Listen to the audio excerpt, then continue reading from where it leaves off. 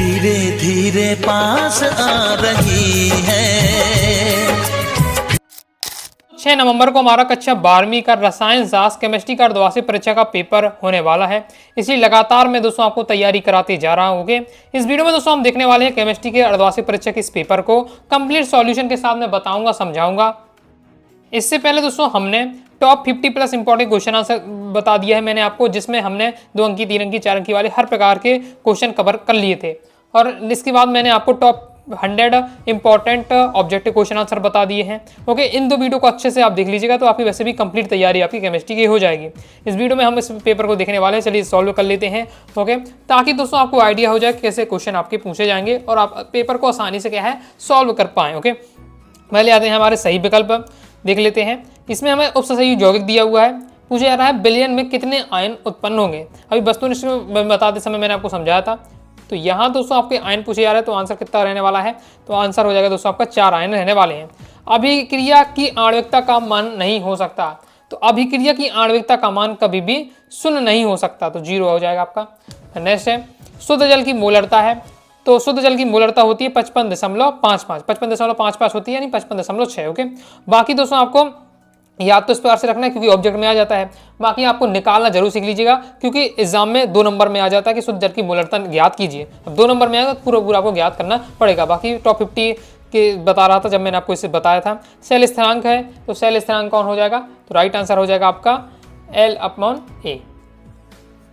Next है संगमर तत्वों का अंतिम इलेक्ट्रॉन प्रवेश करता है, तो संगमर तत्वों का अंतिम इलेक्ट्रॉन N-1D में प्रवेश करता है। निश्चेतक के रूप में प्रयोग किया जाता है, तो निश्चेतक के रूप में हम क्या प्रयोग करते हैं, C2H5O C2H5।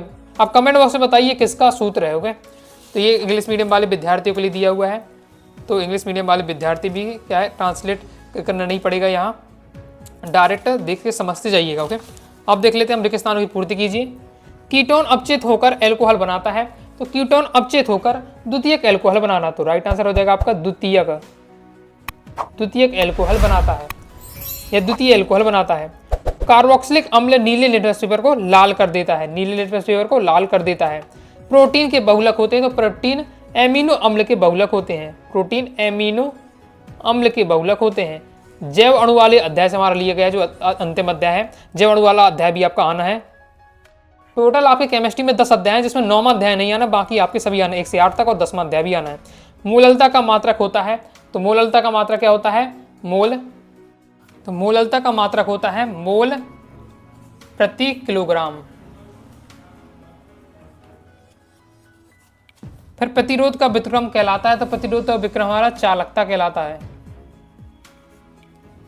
आर्गेनियस समीकरण के द्वारा प्रदर्शित किया जाता है, यानी आपको आर्गेनियस समीकरण बताना, याद रखिएगा। ये से रेगिस्तान में एक वाक्य में भी आपका आ सकता है, तो K बराबर होता है E की पावर हो जाएगा -E/RT, ये आपका हो जाएगा आर्गेनियस समीकरण।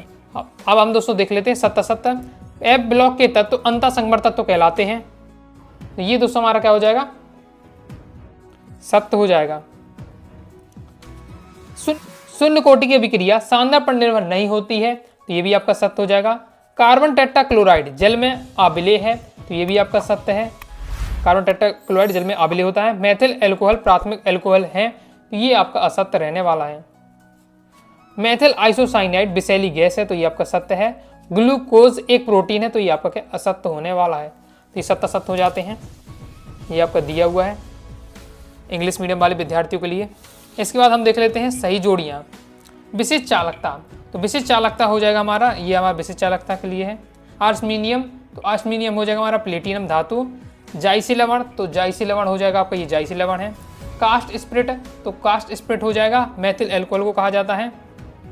हिंसबर्ग समीकरण अभिकर्मक ये हो जाएगा, हिंसबर्ग अभिकर्मक ये रहने वाला है, ये हो जाती है आपकी जोड़ी। अब दोस्तों हम देख लेते हैं एक शब्द एक वाक्य में उत्तर। डी ब्लॉक के कौन से तत्व संगमर तत्व नहीं कहलाते हैं, तो हो जाएगा आपका जो Zn हो गया, CD हो गया जी, ये आपके संगमर तत्व नहीं कहलाते हैं। क्लोरोफ्लोरोकार्बन क्या कहलाता है, फ्रियोन को दोस्तों हम क्या है क्लोरोफ्लोरोकार्बन कहते हैं।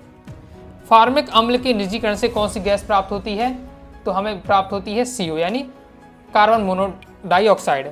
लैंथेनाइडो व एक्टिनाइडो में किस में संकुचन अधिक होता है, तो किस में संकुचन अधिक होता है? एक्टिनाइड में संकुचन क्या है आपका अधिक होता है, एक्टिनाइडों में। जल में मिले विटामिन लिखिए। जल में कौन कौन से विटामिन होते हैं? तो विटामिन बी और विटामिन सी। विटामिन बी और विटामिन सी आपके क्या है? जल में मिले होते हैं। तो कंप्लीट हो जाता है। इंग्लिश मीडियम वाले विद्यार्थियों के लिए दिया हुआ है।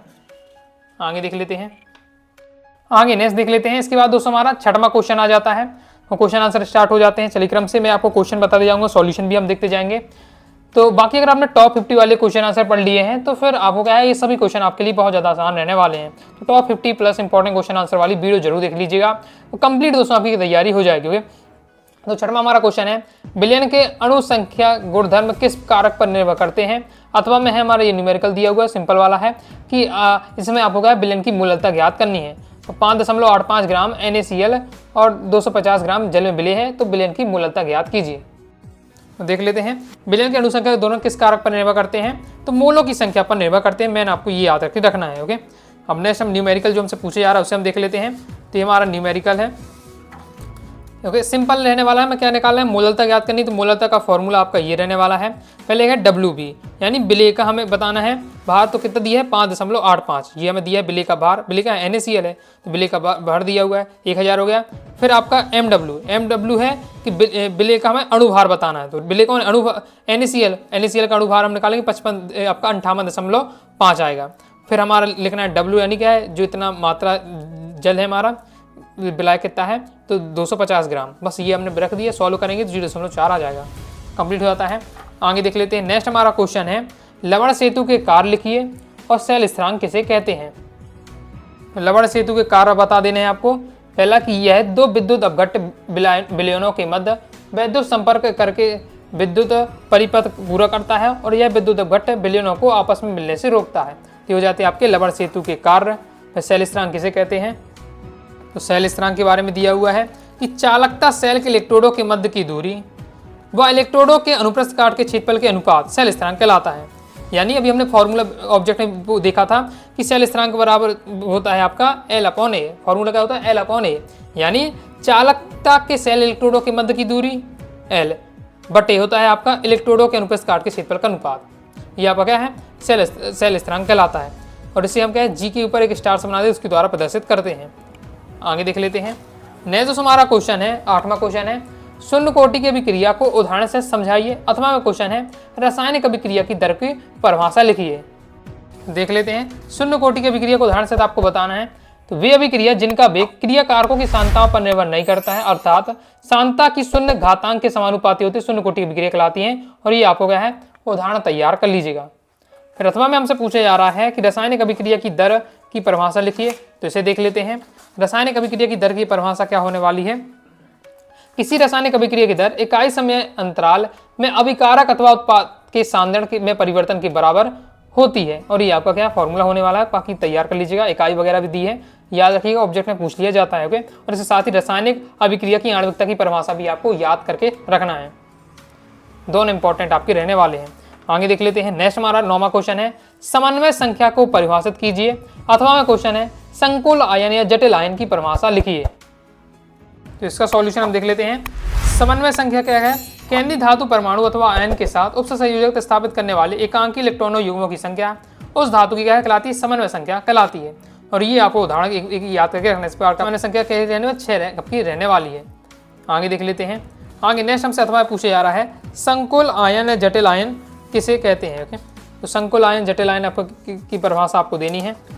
तो ये आपका दिया हुआ है, तो इसे भी आपको तैयार करके रखना है। इसके साथ ही आयनन समझौता, लिगेंड, संकुल आयन, ये तीनों आपके इंपॉर्टेंट रहने वाले हैं। अब ऐसा हो सकता है कि जैसे मैंने संकुल आयन बताया तो किसी सेट में संकुल आयन आ जाए, लेकिन किसी सेट में दूसरे में फिर क्या है, आयनन समझौता पूछ लिया जाए, क्योंकि क्वेश्चन ये बदल के आ रहे हैं। तीनों एक ही टाइप के क्वेश्चन है आपका, आयनन समझौता, संकुल आयन और लिगेंड, एक ही टाइप के क्वेश्चन, एक ही उद्देश्य क्वेश्चन है, लेकिन अलग अलग सेट में अलग अलग क्वेश्चन दे दिए जाते हैं। तो तैयार करके आपको ये रखना है। ओके, नेक्स्ट देख लेते हैं। नेक्स्ट हमारा 10वां क्वेश्चन आ जाता है, द्विक लवण एवं संकुल लवण में 2 अंतर लिखिए। फिर हमें निम्न का नाम लिखिए, यानी उपसंयोजी यौगिक का हमें क्या है, IUPAC नाम लिखना है। इनका हमें IUPAC नाम लिखना है। पहले हम देख लेते हैं द्विक लवण और संकुल लवण में अंतर। द्विक लवण और संकुल लवण में आपका अंतर ये रहने वाला है। द्विक आपको तय करना है। द्विक लवण होते हैं गुणात्मक परीक्षण किया जा सकता है, जबकि संकुल लवण का गुणात्मक परीक्षण नहीं किया जा सकता है। बस 2 नंबर का आता है, तो 2 पॉइंट आपको याद होने ही चाहिए। फिर नेक्स्ट हमारा क्वेश्चन आपका फिक्स ही रहता है कि आपको एग्जाम में पूछा ही जाएगा, और मैं आपको बता भी चुका हूँ कि आपको उपसंयुक्त यौगिक की दी दिए सूत्र और कहा जाएगा IUPAC नाम लिखिए, तो ये आपको तैयार कर लीजिएगा। अभी कोई रटने का टॉपिक नहीं है, समझने का टॉपिक आपको अच्छे से सीख लेना है। बाकी इंपॉर्टेंट कौन कौन से तो ये है दिए हैं, स्क्रीनशॉट आप ले सकते हैं। इसके आगे आपका ये सभी रहने वाले हैं, और ये सभी इसमें लिखा भी हो कि बोर्ड एग्जाम में कब कब आ भी चुके हैं, जिनका आप स्क्रीनशॉट लीजिए और प्रैक्टिस आपको कर लेना है। बाकी के रूल वगैरह होते हैं, अगर आप समझना चाहते हैं तो यूट्यूब पर आप लिखिएगा, तो सही यौगिक का IUPAC नाम अनुराग सारी क्लासेस वीडियो आपको मिल जाएगी, तो आप यहाँ समझ लीजिएगा। ओके, बाकी मैं इंपॉर्टेंट जो है तो उन्हें मैं आपको यहाँ दिखा दे रहा हूँ। ये हमारे हो जाते कंप्लीट। ओके, अब इनकी बात करें तो उनका कोई फिक्स नहीं होता, मैं पहले ही बता चुका हूँ, सब आपको बनना चाहिए। जब आपसे अगर नियम आपने सीख लिए तो फिर आपको टेंशन भी नहीं, कोई भी आपको दे दिया जाए, सबके आपके यहाँ उपसर्ग यौगिक का IUPAC नाम कर पाए। ओके, तो नेक्स्ट देख लेते हैं। नेक्स्ट हमारा संगमर धातुएं अच्छी उत्प्रेरक होती हैं क्यों, अथवा में क्वेश्चन है संगमर धातुएं परिवर्तनशील संयुजता दर्शाती हैं क्यों। तो सबसे पहले देख लेते हैं संगमर धातुएं अच्छी उत्प्रेरक होती हैं क्यों। तो ये आपका सॉल्यूशन रहने वाला है कि संगमर धातुओं का पृष्ठ क्षेत्रफल क्या अधिक होता है, पृष्ठ क्षेत्रफल अधिक होता है, इनके पास एरिया होता है, इसलिए ये अभिकारकों को क्या जगह देती हैं कि भैया तुम्हें अभिक्रिया करनी है, मेरे पास जगह है, आ जाओ यहाँ अभिक्रिया कर लो और अपना निकल लो। के तो इनके पास पृष्ठ क्षेत्रफल अधिक होता है, जिससे संयोजकताएं अधिक स्वतंत्र हो जाती हैं और ये तत्व अपनी सतह पर अभिकारकों को अभिशोषित कर लेते हैं, जिससे पृष्ठ क्षेत्रफल में अभिकारकों का सांद्रण बढ़ जाता है, फलस्वरूप क्रिया का वेग परिवर्तित हो जाता है। इसलिए संगमर तत्व क्या होते हैं, अच्छे उत्प्रेरक होते हैं।